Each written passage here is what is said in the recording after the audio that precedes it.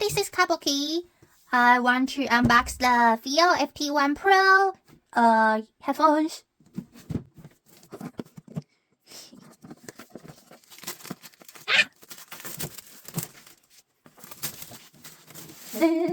Let's see what's inside.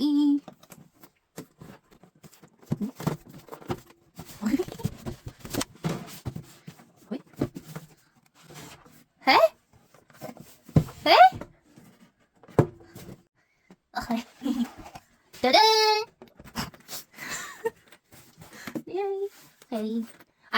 So inside is user guide.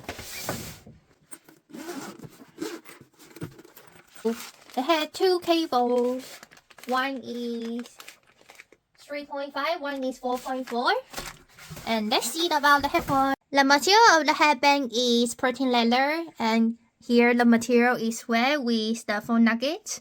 And the ear pad is hybrid material, and you can see the metal here. The material is steel, and the pattern of the grill is geometry. And I cannot look at it for a long time because I have trypophobia. It's really lightweight. This FT1 Pro is using Planar magnetic driver, and it's an open-back headphones. And the original FT1 is using magnetic driver, and it's a closed back, and the material here is wood.